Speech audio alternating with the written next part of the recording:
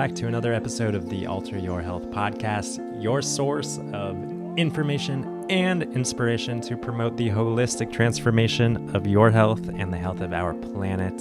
I'm your host, Dr. Benjamin Alter, and I'm really excited and also a little bit nervous and timid about sharing this week's conversation. I'm going to share with you for a moment, if I may, why I'm a little bit timid.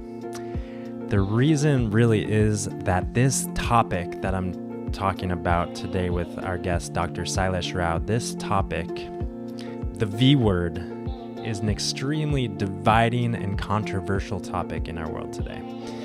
Veganism, that's what we're talking about. We're talking about veganism. I typically don't introduce myself as a vegan, even though I do order the vegan options off the menu because I don't eat meat, dairy, or eggs. But I typically don't introduce myself as a vegan because I find that saying that I choose a whole food plant-based diet is more accurate in terms of describing what I eat. Veganism is more about the planet, more about the animals, as well as individual health. But the fact of the matter is that I am a vegan. I do care largely, exceedingly about the planet. I do care so much about our precious animals, wild and domestic. I do care about my individual health. For that reason, and many more, I am vegan, and I'm accepting that, and I'm sharing that with you. And more so, my guess is that you actually, regardless of what your food choices are, you actually are also vegan. Because as our guest today, Dr. Sailesh Rao, points out, what being vegan really means is being compassionate. That's really ultimately what it means. It's being with the suffering of others. I don't know if any of you listeners would knowingly hurt or kill an innocent animal. And there's a lot of arguments about whether animals have emotions or feel pain or suffer. But the fact of the matter is, as we are discussing in our conversation today, human beings do not need to continue contributing to the unnecessary suffering of other life on this planet. And the ironic thing is, as we continue to do so, we continue to suffer as well for so many reasons, environmentally, individual health reasons, so much more. That's really another topic that we don't have time for right now. So this conversation is about veganism. This conversation is about the new way of living. Dr. Sailesh Rao, today our guest, he has a vision of vegan by 2026, the whole world being vegan in just 8 years. And for so many reasons, that is an important vision that more and more of us hold. And we're going to dive into all those reasons in our discussion. But basically, it comes down to this planet. It comes down to our home. It comes down to the earth. And as we continue to destruct, deforest, kill, as we continue down this path, we are kind of digging our own graves. And Dr. Sailesh Rao demonstrates an alternative way of being. He uses the metaphor between a caterpillar and a butterfly, a caterpillar being a blind consumer, just consuming, eating, until it reaches its limit, bursting out of its skin. And then it forms a cocoon, meditates for a week, and boom, it's another creature. It's new. It doesn't resemble anything like a caterpillar. It's a butterfly, right? You wouldn't mistake a caterpillar for a butterfly. So our guest, Dr. Sailesh, he demonstrates how that is kind of the human evolution. We are in the caterpillar phase, but we are, maybe we are in our cocoon and all meditating now. But we are emerging as butterflies, and butterfly being the way of a vegan lifestyle. And like I said, I know that some of you might be totally turned off already, and I'm sorry. I don't mean for this to be dividing. I wish it weren't. But I just need to support this vision because our individual and collective health, the health of our planet, depends on it. And that's what it's all about, right? So I'm not telling you to go vegan right now today. I'm just telling you to consider listening with an open mind and consider what life might be like if we lived in a world that was based on normalized nonviolence, normalized compassion. If we were actually living in alignment with what is our true human values. We are compassionate beings, all of us. So what if we align with that core of compassion? Consider how your health and your vitality, spiritually, emotionally, mentally, and physically would change if we were all aligned with this inner compassion. Anyways, I digress. I'm sorry for taking us already off a little tangent, but I want to introduce our guest. So our guest today is Dr. Sailesh Rao.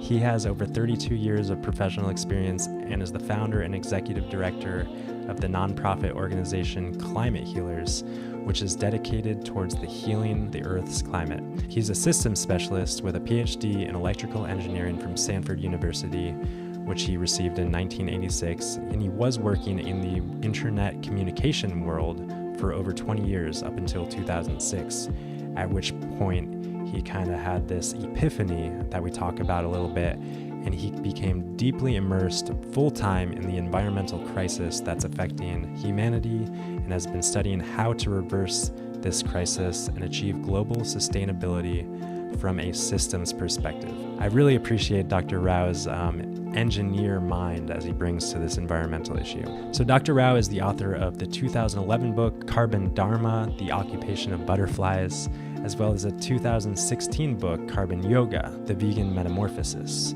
Dr. Rao is an executive producer of documentaries including They Don't Want You to See, The Human Experiment, Cowspiracy, The Sustainability Secret, What the Health, and he's also working on a new documentary expected to release sometime later this year called A Prayer for Compassion. Dr. Rao has over 22 peer-reviewed technical publications, 10 US patents, and 3 Canadian patents, and has received numerous awards throughout his career.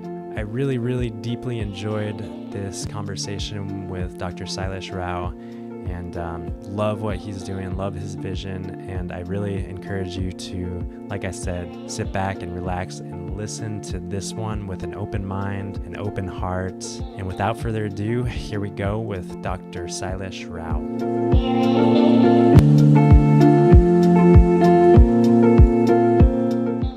All right, here we are with Sailesh Rao, and I'm really happy to connect with you, Sailesh. I was first introduced to your work while I was a student at NUNM, National University of Natural Medicine, and you came and gave a grand rounds talk, which was definitely an alternative topic to be talking about at a medical school, but I loved it. It was profound.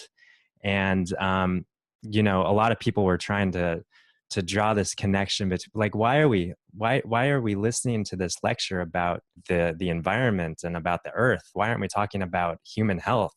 And to me, it was so clear that our connection with human health and the environmental health is so intimately correlated. And I really just, acknowledge you for the way that you bring this issue in such a great, bright light for everyone to see and feel and connect with, regardless where they are in their own personal journey. So yeah, how have you come to be where you are today as a head of the nonprofit organization Climate Healers?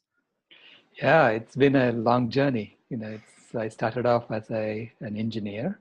I'm an electrical engineer by training, and I was working on systems, communication systems for the internet. And so I had this startup for doing 10 gigabit Ethernet in 2005. And I came home one day and I was really tired from work, and I plopped down on my sofa and I turned on this Link TV. And there was Al Gore talking about climate change. And I was so shocked by what he was saying, and I was rooted to my seat. I couldn't get up. At the end of that presentation, I told my wife, if half of what he's saying is true, I'm wasting my time. So she told me, go ahead and study that if you think that's more important. So, so I did that. And within a couple of months, I went to her and I said, it's far worse than Mhm. what he's saying. So I no longer have my heart in this, Ethernet or this internet work. So let's close our company and let's focus on this full time. Yeah, and what I really love about your background as an engineer, and just I can tell by everything that you expressed into the world through all of your talks that I've listened to, you really have this really macro perspective on how things work. You have an engineer mind, which is very helpful in this sort of situation where we're thinking about a real sustainable fix to the issue that we are faced with. And I think a lot of people are bringing their ideas to the table, but you bring kind of a radical idea with a very engineer kind of background. And I can really appreciate this global perspective that you bring. So yeah, fascinating how your engineering background has really played into the work that you're doing now. Right. Yeah. It's more of a systems perspective, right? So the Mm-hmm. systems perspective comes from doing systems work in engineering. Mm-hmm. So I was trained to look at how anything could, affect what you're trying to do, and making sure that what you're trying to do, what you intend to do and what you're doing will match, right? Mm-hmm. So bringing that to the sustainability problem was actually eye opening, because you could see how vast the problem is and how people are looking at various aspects of the elephant, and they're not seeing the whole elephant, right? So it's about connecting the dots and seeing where people are trying to make their contributions, and how you can help them become more successful. Mm-hmm. So that's basically what Climate Healers tries to do. We identify what are the key transformations that need to happen, and we identify who are the key players in those transformations, and then how do we go and make them successful so that Mm-hmm. you can cause this system to transform. The way that I see it is you're really thinking like a holistic doctor or something. You have this patient, the earth, Right. and you see an issue, but you're really like, what is going on here? You use the cancer metaphor and the fever, which Right. is very it makes sense. We all can connect with that. But you're like, wait, what is the cause of this cancer? And from the work that you've done, what is the cause of the cancer on the planet today? Well, it's us, right? It's how we live our lives. And it's the system that we have for our economy. So our socioeconomic system is based on normalized violence. So it's violence that's constantly happening in the background. Violence towards animals, violence towards wild animals, violence towards nature, and it's about converting nature into money, right? So and this violence is caused by, again, a power structure that has concentrated power in fewer and fewer people over the years. So you see this huge inequality between the haves and the have-nots, and basically the system itself is creating scarcities, artificial scarcities. So we take what is truly abundant in nature, and we have to create scarcities before it becomes viable in the current economic system. Otherwise, it doesn't make money for anybody, and nobody wants to do it, Mm-hmm. right? So we then deliberately create artificial scarcities, um, and so it's a very systemic problem. It's a system based on normalized violence. So the only way we can even think about getting to a sustainable system is to transform this to a system of normalized nonviolence. And that's what I've been talking about and working on. Yeah. In one of the talks, you say the root causes. We think about the root causes of the environmental issues as being global warming and the lack of biodiversity. But you go a little bit deeper and saying the root causes are actually selfishness, greed, and apathy. Right. That's actually Gus Pett who said that Okay. first. Yes. Yeah. Yeah. Yeah. So could you expand a little bit about how selfishness, greed, and apathy is really the root cause of the environmental issues that we're faced with today? See, when you have a system that is concentrating power in fewer and fewer people, which actually starts with a monetary system. The monetary system was invented in the 18th century. Sort of, we came up with this printing press, and from which you can print pieces of paper with pictures of dead presidents on them. So you can use that to, denote value, right? So the people who are in charge of doing that, who are controlling the monetary systems of the planet, they are issuing currency in the form of debt, right? And then you tend to have people who are fundamentally selfish, who grab the power, and then they try to accumulate more and more money for themselves. I mean, it becomes like a mind-boggling. You wonder, why do they need so much more money? If you have $1 trillion, what are you going to do with it, right? But still, that's a great question. Yeah. But still, they continue accumulating more and more. They cannot stop. Yeah. And so the way they issue currency is that it's issued in the form of debt, and then people are asked to collect, do something with that money and create more value out of that, and then return the interest, principal and the interest. Mm-hmm. And since the interest, you never issued currency for that, you have to go grab it from somebody else. So it builds in competition into the system. And it also builds in an impetus for growth, because if you grow, then there'll be more and more money being issued, right? If the economy grows. So now the economy has grown to be so big, it's beyond what the planet can even sustain, but we still haven't stopped. We are still trying to grow the economy. Everybody's still doing that, right? Yeah. And this is the root cause of all the destruction that's happening on the planet. Yeah. It's very violent because it's about grabbing things it's a competitive system. Mm-hmm. Yeah.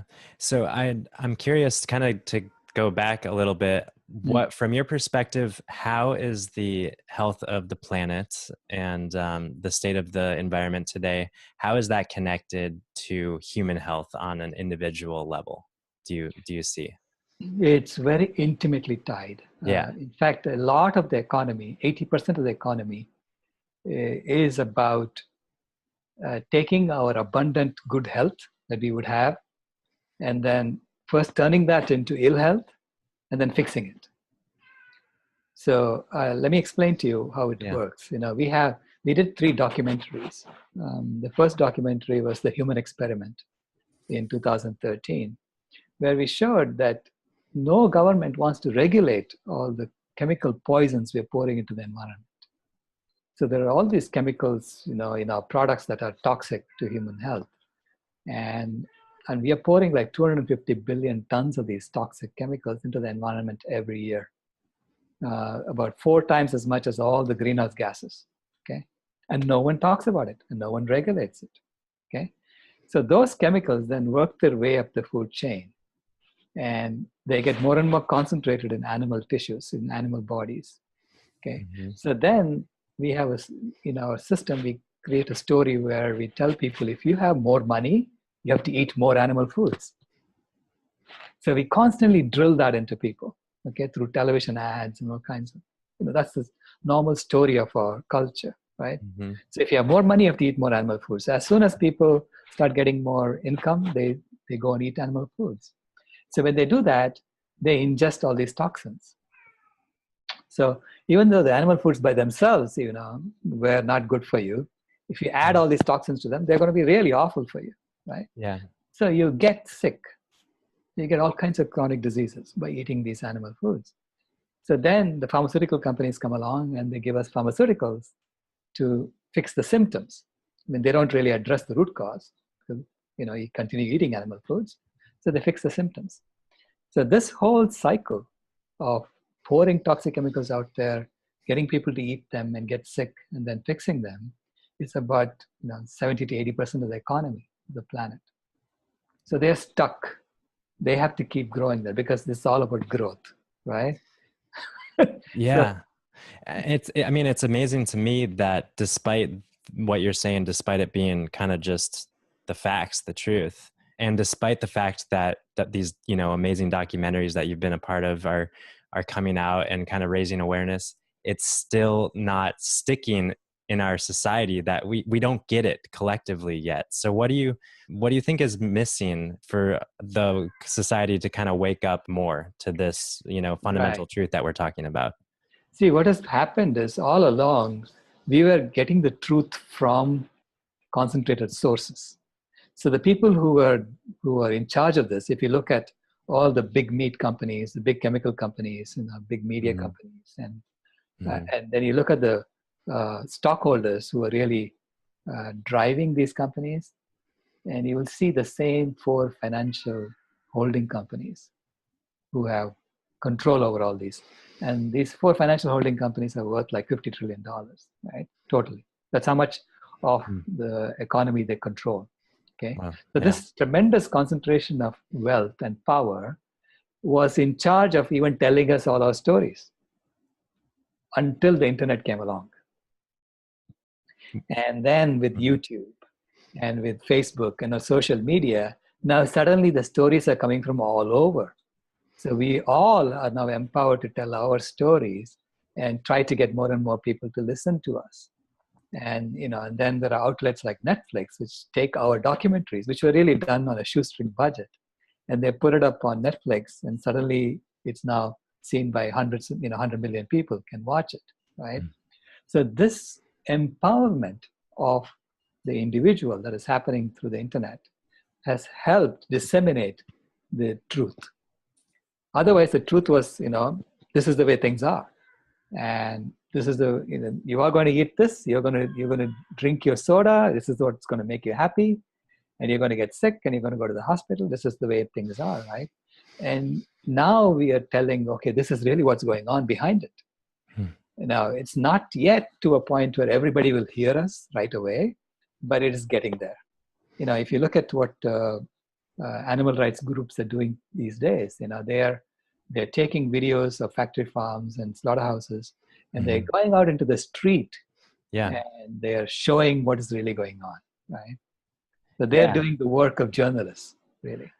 Yeah, it's powerful, like you were talking about. It's amazing to me because you, of course, your history as a, electrical engineer and the internet era, and now you're in it on like the other side of things, right? You've created kind of the foundation, and now you're helping to on the next level of using the internet to raise awareness in all of the amazing ways that are possible. And for me, as an internet user as well, along with my 7.5 billion fellow brothers and sisters, it's totally overwhelming, right? Just the mass amount of information that we need to sort through. And there's everywhere you look, it's like, that's debunked, no, that's debunked, no, that's the truth, no, that's wrong. Like, it's just so difficult for the modern day average person to cut through it all. Right. So do you have any like recommendations? How do we cut through it? Yeah, there is a lot out there, and of course, once the powers that be realize that we all have a way of telling our story now, they have been busy putting all this fake news out there, and there's a lot of stuff out on the internet that really is garbage, right? Yeah. It's very hard to filter through, but the way to do that is to look at who's funding it. What is their motivation, and then go deeper and see, does that make sense? Why are they doing this? Mm-hmm. So you will see that a lot of them are associated with corporations who are putting this fake news out because they're trying to protect their profits. And in the past, it used to be unquestioned. It was coming straight to us from mainstream media, which was all fake. Most of it was fake news anyway, right? It was their story that they were telling. And the story didn't tell you what was really going on. It was a veneer.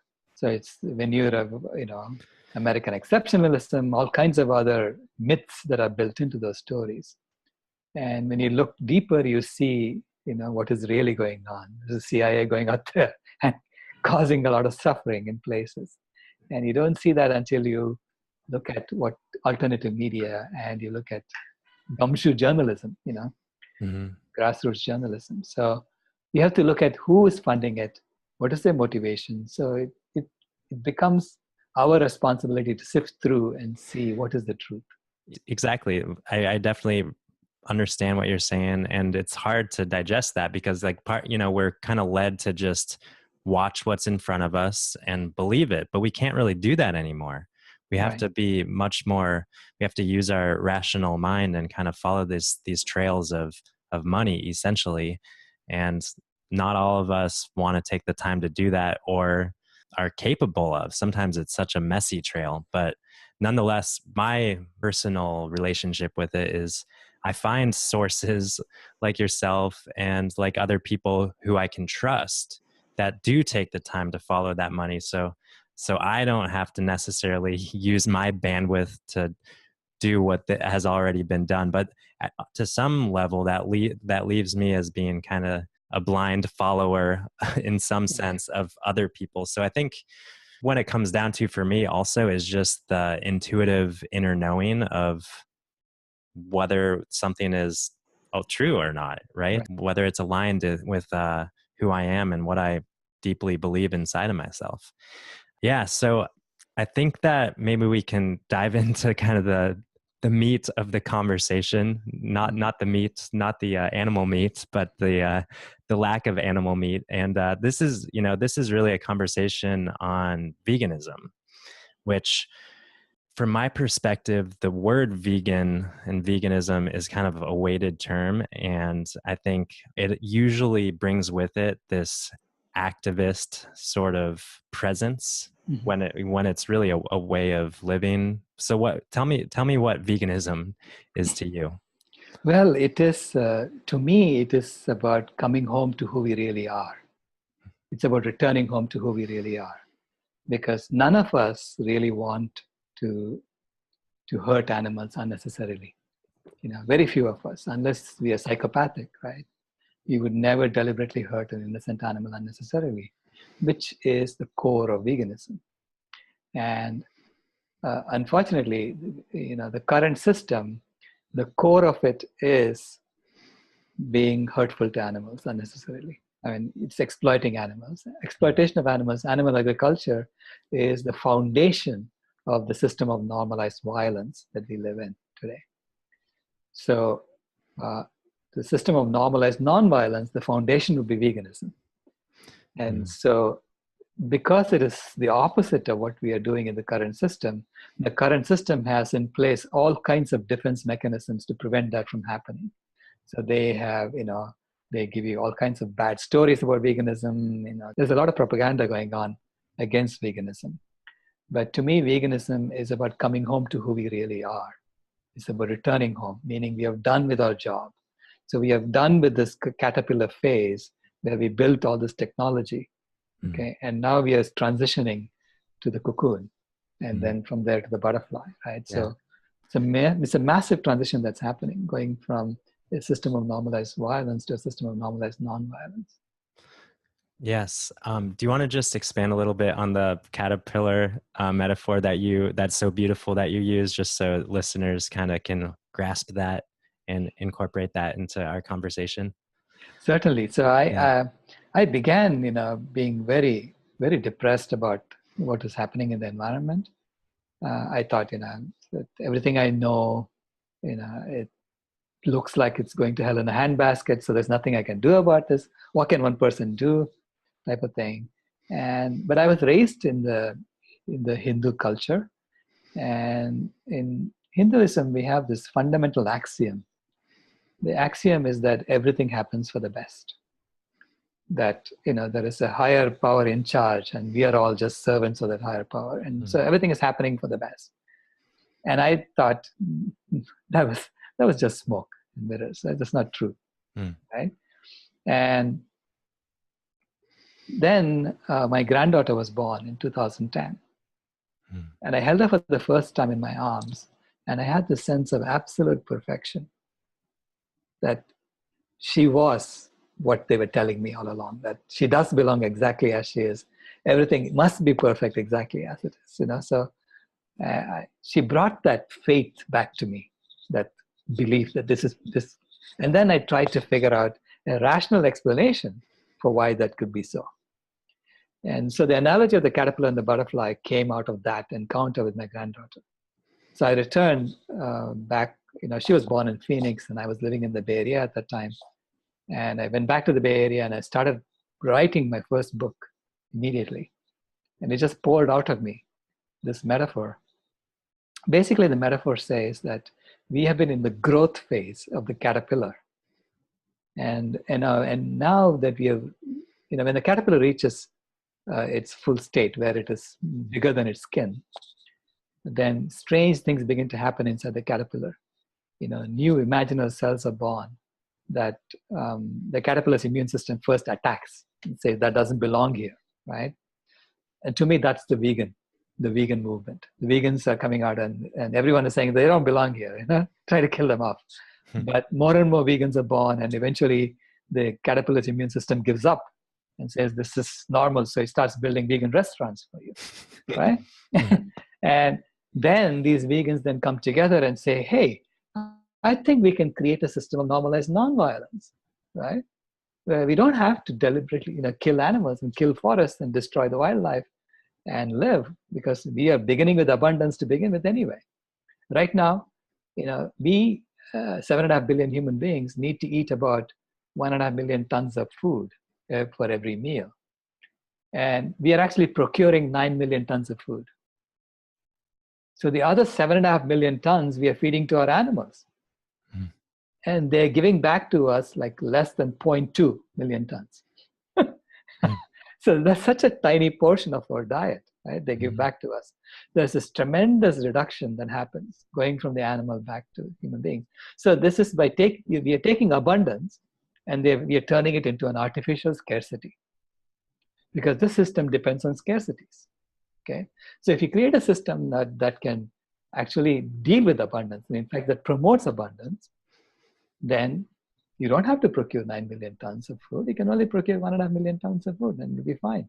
And then the rest, the wild animals can have, So you can return a lot of land back to nature. You can bring back wildlife. We can bring back the forests. When you bring back the forest, the climate will heal. So literally the caterpillar can turn into this cocoon where it is, where the caterpillar is putting a limit on how much it can use, and essentially create a new system out of this, right? So that it's a systemic transformation that needs to happen, because the current system is only going to go one way, which is to destroy itself.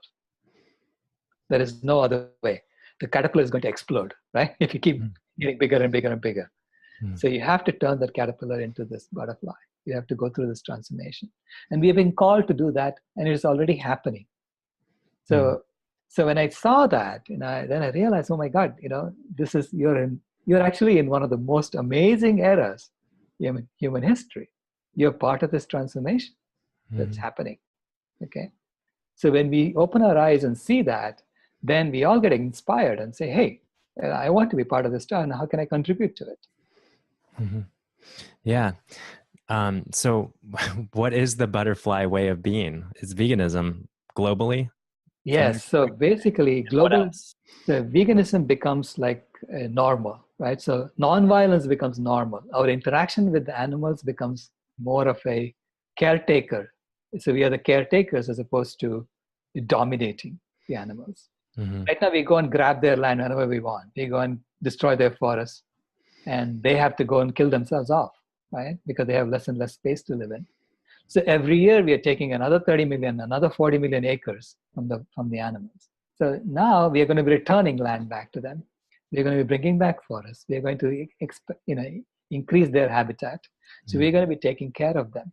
So it's a different relationship between human beings and animals. And right now we have a relationship of, I have more money and you have less money. So therefore, since you have less money, you're going to have to do some really dirty work, right?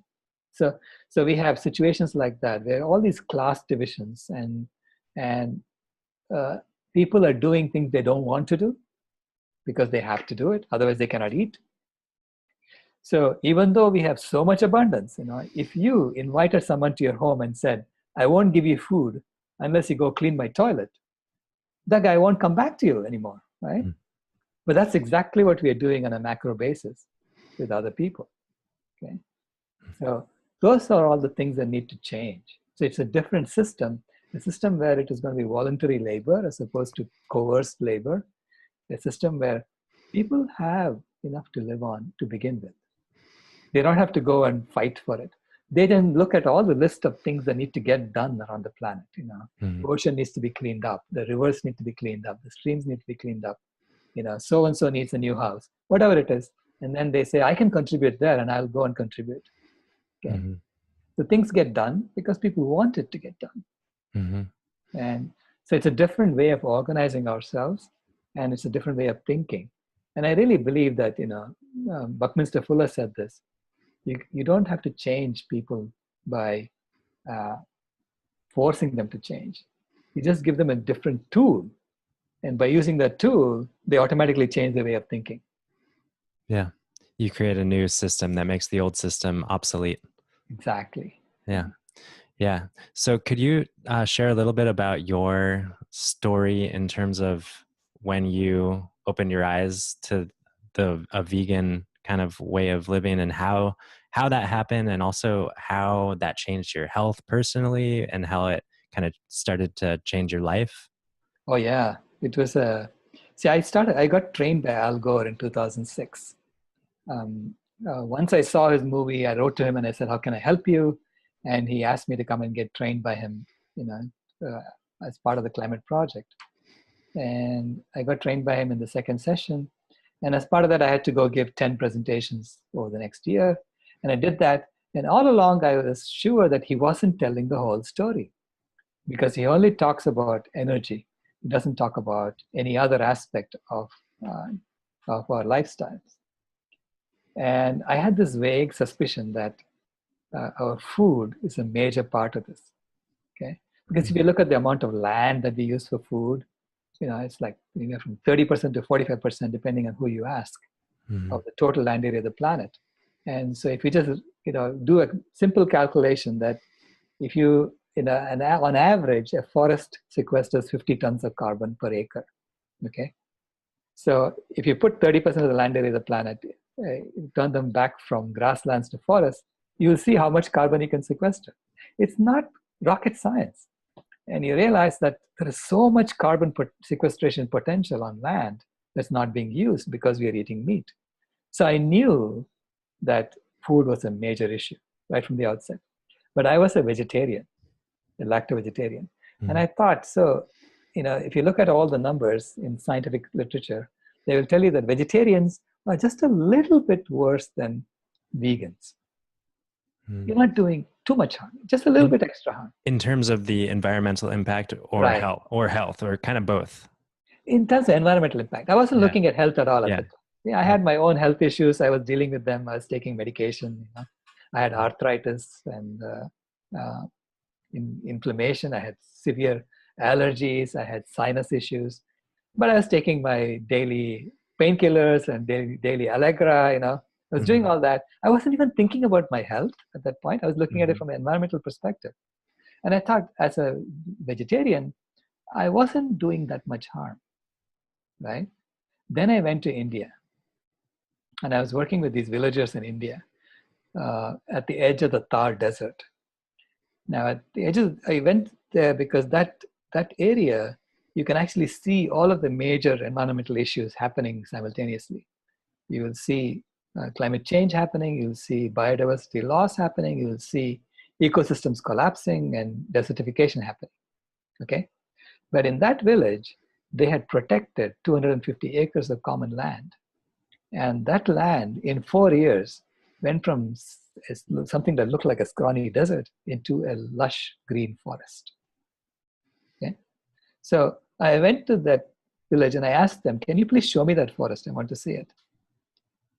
They took me and I saw it for the first time. I saw the fence between the 250 acres of common land that was protected and the rest of the land. And I saw what was going on in the rest of the land, and I immediately went vegan. Because I realized that as a lacto-vegetarian, I was actually causing the most harm, not least harm. Because when we calculate things, we are looking at it from the perspective of the current system. So we are saying everybody's eating meat. And so now you as a lacto-vegetarian, what are you contributing as an extra person, right? And so you finish off with a cow and somebody comes and eats the cow for you, right? Whereas in India, people don't kill cows. So the cows live for 25 years. Mm. So I saw all these old cows walking around eating up the forest. And they were all, female cows. So they were all female. So I said, those are, dairy cows that now cannot produce milk, but they're just living out their lives, right? So if you look at it from a global sensitivity analysis, lacto-vegetarianism turns out to be the worst. Because everybody wanted milk, people have to keep producing cows, and nobody eats the cow. They'll live for 25 years eating up the forest. Yeah, that's a really good point. Yeah. So I immediately decided I have to go vegan for the environment. And within a week, I had this huge sense of guilt lift off my shoulders. And I had no idea that I was carrying all that guilt all along. And later I remembered a conversation I had with I overheard a conversation between my grandmother and my grandfather when I was 6 or 7 years old. That was the source of that guilt. Because my grandmother, we had all come from the city to the village, and we were staying with my grandparents. And our grandparents had a cow, and a calf that they were milking. And my grandmother was complaining to my grandfather that this particular calf was drinking too much, was not leaving any milk for the children. And what do I do? And my grandfather told my grandmother, don't let him drink to his fill, pull him away after 10 minutes. And I knew at that time that there was something wrong going on. But I kind of tried to put it away in the back of my mind and forget about it. But I never did. I think it was always there. That guilt was always there. Every time I drank milk, I was encountering that guilt. So that was my spiritual health improved right away, when I didn't have that guilt anymore. Mm-hmm. And then within a month, I realized that I no longer have my arthritis pains. Wow, yeah. So I forgot to take my painkiller one day and I didn't have any pains. And I said, what? I won't take it tomorrow and see what happens. I didn't have any pains the next day either. And I started jumping up and down. Amazing. I no longer have my arthritis. All my inflammation went away too. Yeah, it makes me think that to some degree, the guilt was weighing you down and wearing your joints. It's like this, psycho-spiritual guilt that's like manifesting physically. And, like you were saying, your spiritual health, you felt lighter physically and spiritually. Yeah, fascinating. Yeah, it's so true. I think that vegan is the new vegetarian, right? Because vegetarianism has kind of been a thing for much longer. And all of the vegetarians I know are kind of health oriented, environmental oriented people. Right.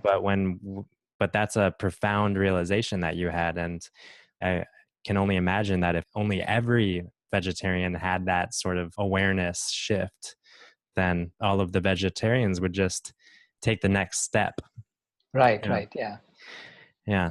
Yeah. Fascinating. So I'm curious, about there's so many counter arguments that exist, right, in our world about eating meat versus not eating meat.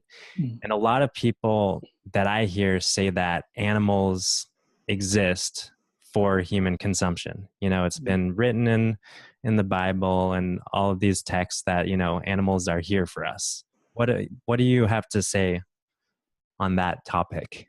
Well, people there are different stories that people can tell to justify what is happening, right? Yeah. Obviously, a lot of people have been justifying what is happening because it's normal. And people have to justify in order to live in that system, right? So there are all these stories that you can cook up as rationalizations. But eventually, you have to look at the data and you have to look at the possibility that perhaps you're wrong, right? That interpretation is wrong. Because we have had instances in the past. People thought that slavery was also justified in the Bible. And eventually they figured out it's not true, right? And you would never go back and justify slavery now. based on the Bible or any religious text for that matter. Yeah. And the same with the, oppression of women, it's oppression of different castes. I mean, if you look at the Hindu community, we have gone through this situation with caste system also. It's a very similar issue.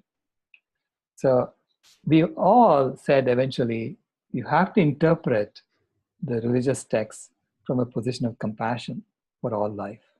That is the foundation of all religion. Okay? So whatever interpretation is not compatible with that compassion for all creation has to be changed. Now, no matter which religious text you follow. Mm. So that's where we have come to now, that unless we transition to a compassionate way of living, we are not going to get out of this mess that we are in. Mm-hmm. Yeah, I mean, it makes total sense. But, being a, devil's advocate or something, but what do we do with all these animals that exist on the planet? Right. Like in the farm, right? Right. What do we do with them? We just let them, we just, cut down the fences and just let them go and take over the world? Or what do you say? All of these animals, they are being brought into this world by us. Okay. And they're all very young animals. They're all babies, actually. And so we are bringing them into the world continuously by artificially inseminating them. As the demand for this drops, they're automatically reducing the number of animals that are being brought into this world. The US, I think, had like 500 million fewer animals this year than it did 5 years ago, because people were not eating as much. Mm-hmm. So the demand has been going down, and the government has been desperately trying to export all this food as high quality meat to developing countries. But even there, they're catching on that this is not good for them. Yeah. I mean, it's crazy to think like, hey, look at this American meat. This is like the cream of the crop. You want this stuff, and I could only imagine it the way that it's marketed in other countries. And it kind of like, makes me sick, because we know that the meat that's raised in America is not good meat on any level, really. Right. Yeah. So if I'm hearing you, it's just a matter of stopping the artificial, I mean, because these aren't wild animals that we're talking about, that these are artificially placed on the planet for us. So if we stop placing the animals on the planet, then they're not for us. Then we don't have to worry about eating them. Yeah, they're all I mean, they're so grotesque genetically, these animals that we raise, because we are making them so that they grow as fast as possible within the first 6 months. And they can't even stand up on their legs, 6 years down the road, or 5 years down the road, because they're not meant to live for that long. Mm-hmm. So they're in suffering, they're in pain. Yeah. And so why would we bring those animals into this world, right? Yeah. And we don't have to. Yeah. I'm curious, have you seen the documentary American Meat? No, I haven't. It's I think it came out in 2011 or 2012, and it's just a composite of a lot of counter arguments about like how meat can be raised sustainably, it's possible. And I was just, curious to get that perspective, to see what they are saying. Not that I really don't like separating me and them, us and them. Right. Yeah. I don't like that kind of way of thinking, but there is another perspective that I'm trying to wrap my head around. So just curious if you had. So that's saying that, let's keep the system of normalized violence. Okay. Let's just make the violence more controlled. Right? So we can reduce it. I mean, yeah. And a lot of meat products are labeled as, compassionate meat or compassionately raised. Right. And it just, it's an oxymoron, right? Right. I mean, it's like saying, let's go back to the way we used to do things 500 years ago, right? Yeah. And then things will be fine. But no, we came from there. And the reason we are doing what we're doing now is because the demand has grown up so much that this is the only way to produce this meat now. Yeah. And this demand is still going up, right? Yeah. So it's it's elitist to say, let's go back to the way, because I can afford to pay, 10 times as much for my meat, right? Right. So let's go back to the way we used to do things, and then we'll kill them one fine day, but otherwise leave them alone. Right. It's this, it's really telling the poor people, you are the problem. Your eating meat is the problem, right? So if you just cut down on your meat, if you just raise the price of meat, let the rich people only eat meat. Then we'll still use the same amount of land on the planet, but we'll be producing much less meat, right? Mhm. Now, we have to go back to giving back the land to other animals. We have to go back to a different way of organizing ourselves. It cannot be based on violence anymore, Mhm. right? Violence Yeah. is not sustainable. Yeah. It just kind of clicked in my mind that there's this, we're evolving, our humanity is evolving, and a lot of people are fixated on this paleo diet, this paleo way of living. And it's like, but we're going this way, paleo is backwards, Right. like what's in front of us. And that's where you're living. You're like, creating this future reality that we're living into. So I'd like to kind of talk about that next. What is the future that you see that we're living into? So it's obviously it has to be a bright, beautiful future. Otherwise, why would I work on it, right? Yeah.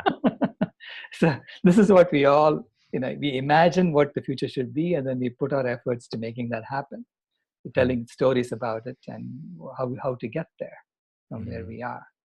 And if enough people, like your story, they help co-create it for you, right?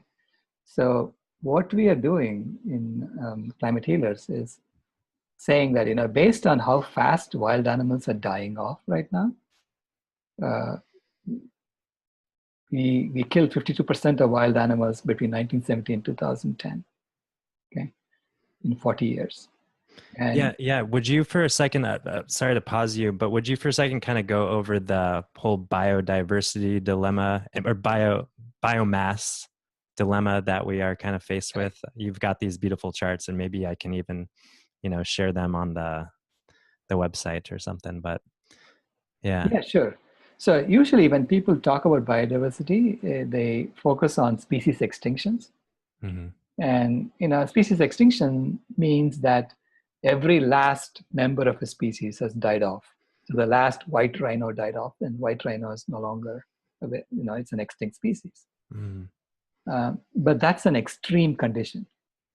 If you look at the total biomass, that actually is much more representative of what is happening to wild animals. The total biomass is the total number of every type of species, and then we add up their weights.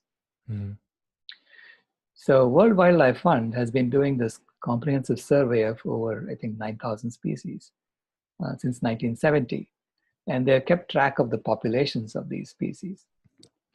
And so from 1970 to 2010, the total weight of all the wild vertebrates on the planet, that includes fish in the ocean, birds in the sky, and animals on land.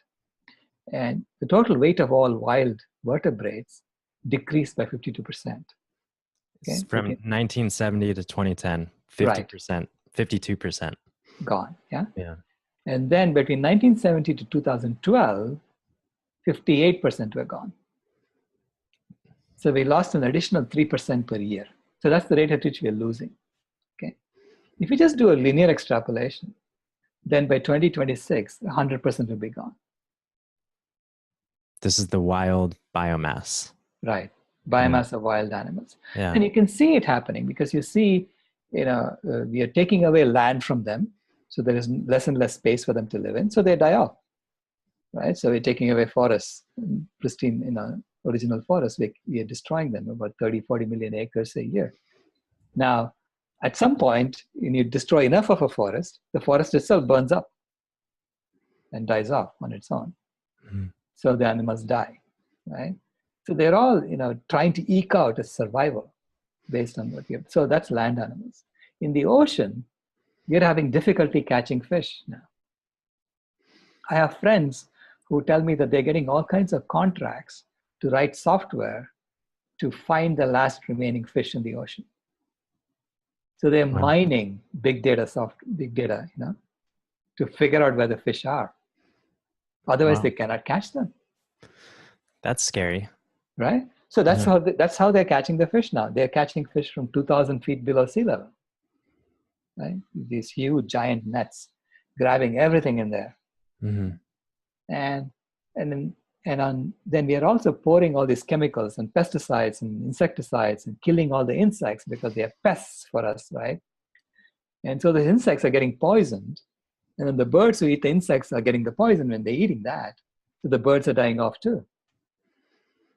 So we are attacking wildlife in the ocean, on land, and in the air. It's a war, right? It's an air, land, sea attack, so to speak, on nature that's been going on for years. Mhm. And it's continuous war that's been going on, okay? And they're dying off. So if we continue doing this, obviously they're going to die because they have no defense. They don't have, any way to protect themselves against us. If we want to kill them, we kill them. We go in a helicopter gunship, find the wolf that is, the wolf pack that is harassing your livestock, and you go and kill them. So all these things are happening, killing off wild animals. And I'm saying we have no choice but to shoot for the other side, to aim to create a completely vegan world by 2026. If we set that as a goal and we work for that and we inspire enough people to come along and we create a new system, then we can offer that to people saying, hey, are you tired of what you're doing? Do you really want to kill everything off and then figure out how you're going to bring that back? Why don't you join us and let's bring back the wildlife? Okay.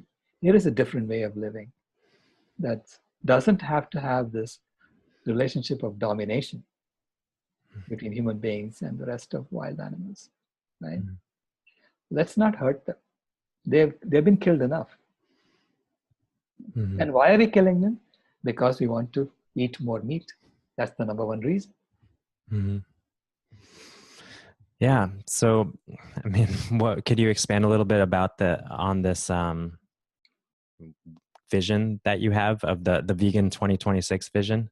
Right. So the Vegan World 2026 vision uh, basically says that we are going to attempt to create a complete system of normalized nonviolence and a culture of normalized nonviolence, which is centered around veganism.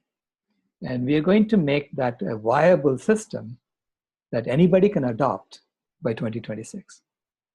Okay, so it's a decentralized system, so that you don't really need to have centralized power structures in that system. So we are going to figure out how to make decisions and everything based on decentralized input. And the technology is available, the tools are available. So it's about creating a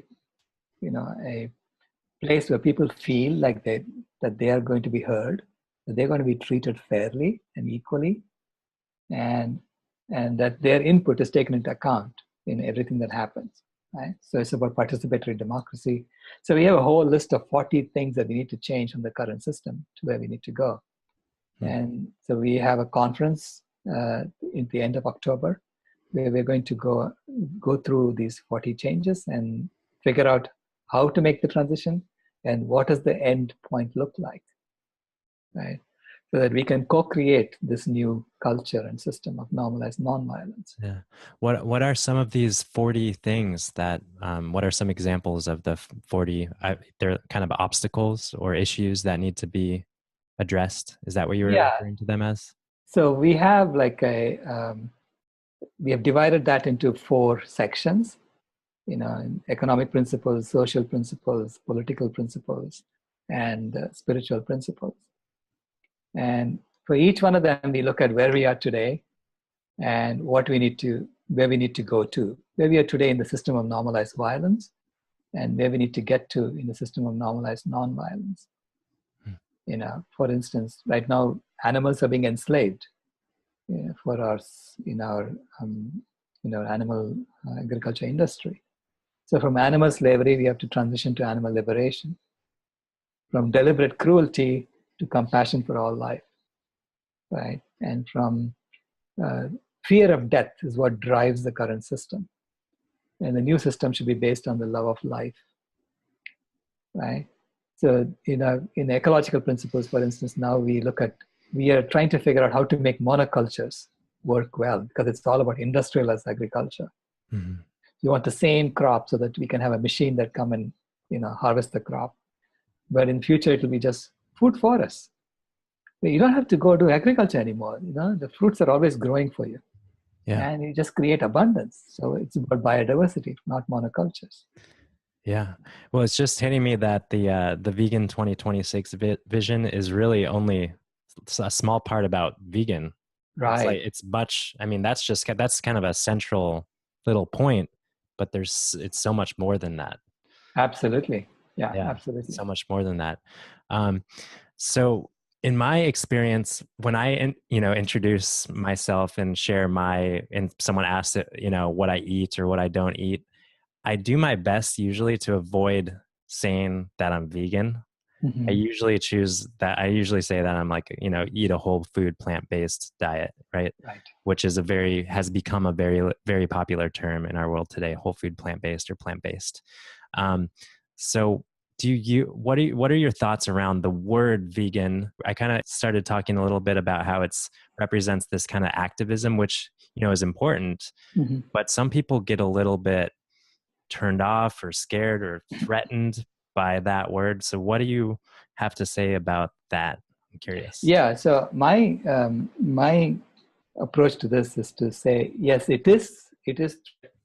People do have preconceived notions about that word, vegan, Mm-hmm. but it's our job to normalize it. Hmm. Okay, to normalize it, because vegan goes beyond whole food, plant-based or plant-based diet. Because plant-based diet is a code word in the current system to tell people, hey, I'm only doing it for my own health, okay? But go ahead and hurt the animals for other reasons. It doesn't matter. I'll wear your shoes. I'll wear leather shoes. I'll wear, fur coats. You can experiment on animals. You do whatever else you want to do, but don't make me get sick, right? Yeah. So it's about me, right? Yeah. So it's about saying that I'm only doing it for myself. And it's much more accepted in the current system, because the current system says, okay, so he's not a threat to the system. Yeah. So when you say vegan, you're saying, no, I don't want any hurt to happen to animals. So therefore, I am talking about changing the whole culture of normalized violence to a culture of normalized nonviolence. Okay. So people do feel threatened, but then eventually they get inspired by it. They say, actually, that's a better vision. It's the vision that Gandhi had. It's the vision that Martin Luther King had. And they couldn't realize it in their time because they didn't have the tools and technologies that they needed. Okay. Mm-hmm. We do today. We can do this today. And we really don't need a Martin Luther King or a Gandhi to do it, because it is decentralized again. It's distributed. The leadership is also distributed. There are millions of vegan activists going around doing journalism work that journalists should have been doing all along. Okay? So that's, the activism that happens, because they are following the footsteps of Martin Luther King and Gandhi. It is a movement for our lives, for all of our lives. We are saying, free us from this bonds of oppression that's driving us over a cliff. Mm-hmm. It's driving us over a sustainability cliff, and it's killing all the wild animals. It's torturing the animals. Who says that's a good thing, right? No one says that that's a good thing. So the vegans are just putting their bodies on the line saying, yes, it's not a good thing, and we're going to do something about it. Mm-hmm. Yeah, we want to open your eyes about it. Yeah, thank you for sharing that. It kind of clicked within me. I always have been the kind of person who doesn't want to, I like to stir the pot every once in a while, but I like to make waves, but I don't want to make a storm. I don't want to like upset people. Right. I think that's something that I have inside of me, is I just want to keep the peace. And obviously that's what veganism is about, peace and compassion, ultimately. So it's ironic that I kind of avoid that, but it's like you're saying, it's really important. And like, has been said in many other ways, what we're dealing with today environmentally and back to the individual health, we're all kind of suffering because of the way that things are going, right? Right. So me eating a whole food plant-based diet, like I can take care of myself the best that I can, but I'm still exposed to the toxins and pollutants that are a result of the industrialized society and farming Right. that's, ubiquitous in our world, right? Right. Right. Right. So, and I always say that we can't really live in a bubble. Part of me wants to live in a bubble, Right. but obviously that wouldn't be that much fun. So I think that I really like the idea of just changing it all so that we can all kind of live into this.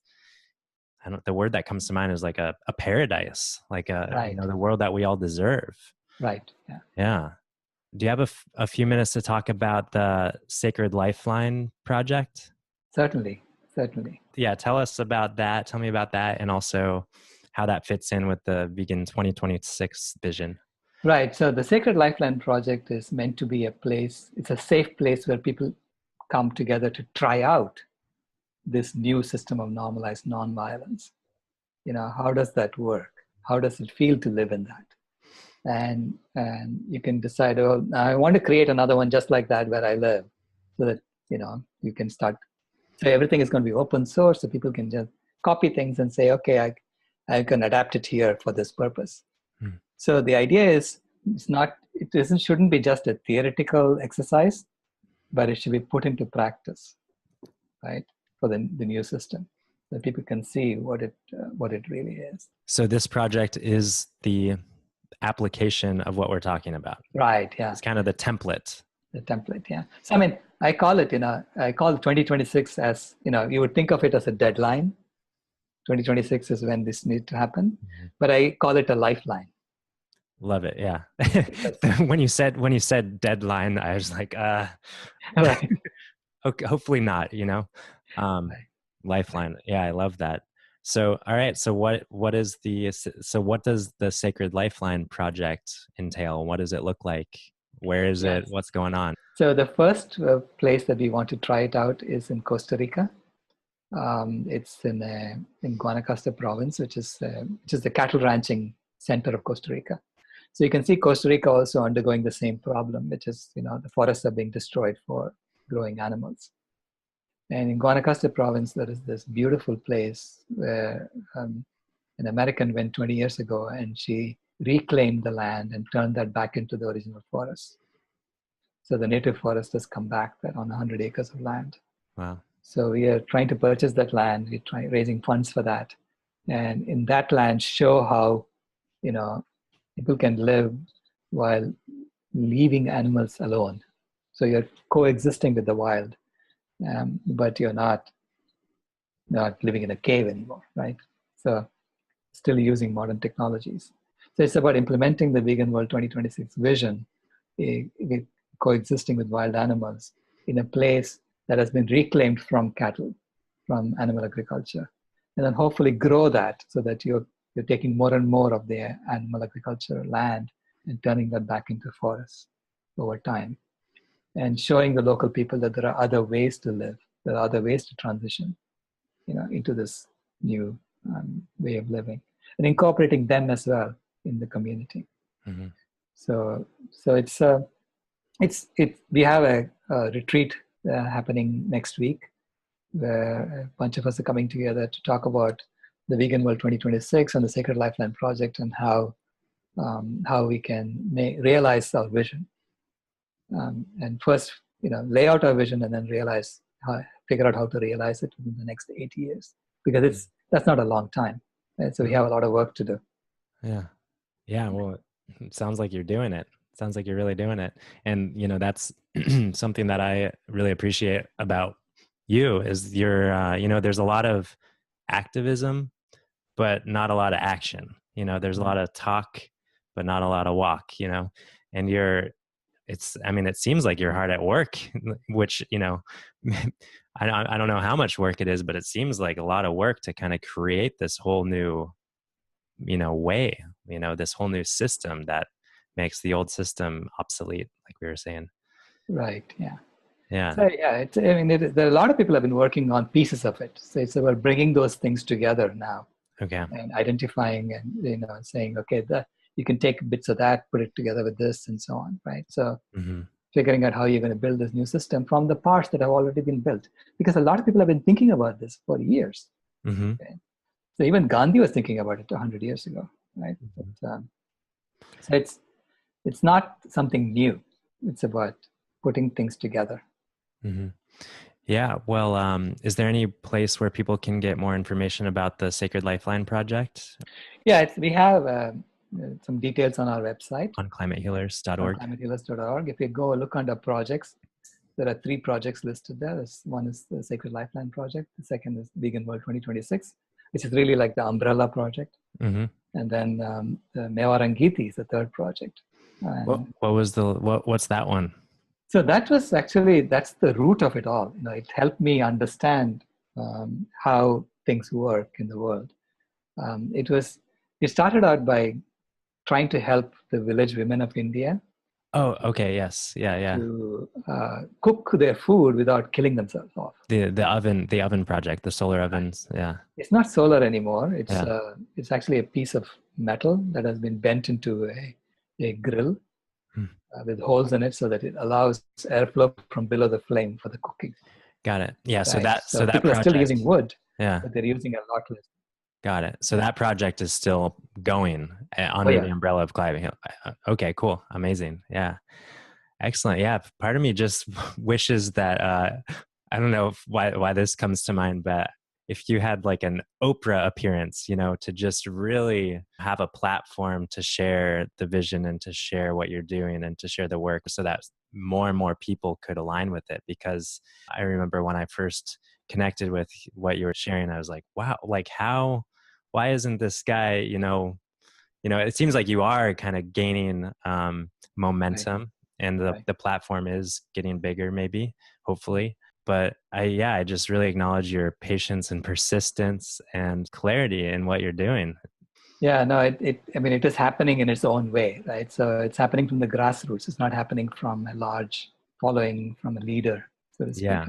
because leaders are still leaders in the current system. So they don't want to see something that will upset their position, right? Yeah. Yeah. So it happens in its own way. I mean, Cowspiracy was a big thing that helped us, and What the Health was also huge. Mm-hmm. Those 2 documentaries spread the message quite a bit. And we Mm-hmm. have a fourth one coming up called A Prayer for Compassion. Yeah, I'm looking forward to that one. Do you have any expected ideas of when that'll be out? Yeah, it will be premiered at the International Vegan Film Festival in Ottawa in October. Okay, wow, cool. October 14th. So that's what we're aiming for. Mm-hmm. And it's pretty close. I've seen the cuts and it looks really good. All right. Good stuff. Well, of course, what do you have to say to anybody who is still maybe on the fence about what we're talking about today? Like, I know that the message is clearly just go vegan. Right. But do you see any steps in that for people who are more of a step taking, way of being? Because it's it's a threatening concept for so many people in our world. Right. But if you ask them in your heart, are you vegan? Everybody will tell you they are vegan, right? So no one will really want to hurt an innocent animal unnecessarily. And all we are pointing out is that in our modern era, with the abundance we have, eating animals is unnecessary, right? So a lot of things that we thought were necessary are no longer necessary. So everyone is going to get there, okay? So it's about you have your own journey. And all we can do is to help you if you ask for help. But it's up to you to take the journey. And we are all getting there. We are all going to go there. We are all going to return home to who we really are, okay? And some of us are further along and some of us are behind. It doesn't matter, but we are all going in the same direction. Because nobody, wants to destroy the whole planet and go to Mars, except for a few psychopaths, maybe. No one really wants to do that. So we are going to come back to who we really are. And so I tell people, trust yourself. Know that you will be on that path and you are on that journey and you will come along. So please reach out to any vegans around you for help and they'll be happy to help you. And There are also websites where you can go, call like vegan22.com, where you can go sign up and you can take a 22-day challenge, and they will assign a mentor to help you out. Oh, wow. Yeah. So the community is very strong, and the community is really dedicated. I call this the new tribe, right? There's an old Native American prophecy. I don't know if you know this. Uh, it says that when the earth is ravaged and the animals are dying, a new tribe of people shall come unto the earth from many classes, colors, creeds, and who by their actions and deeds shall make the earth green again. And they will be known as the warriors of the rainbow. This is, the rainbow is the diversity of the vegan movement, right? It's the diversity of the vegan movement. It's about bringing back life. Wow. Yeah. And, Wow. I haven't heard that one before, but it's powerful. Yeah. I feel it. I feel that's what we're doing here. That's what we're doing. Wow. Well, I feel like maybe that's a good place to end on. Thank you so much, Ben. Yeah, it's been such a pleasure to connect. Sending peace and love to all of the listeners out there. And thank you, Sailesh, for being with us here today. Thank you for having me, Ben. Yeah. It was a pleasure.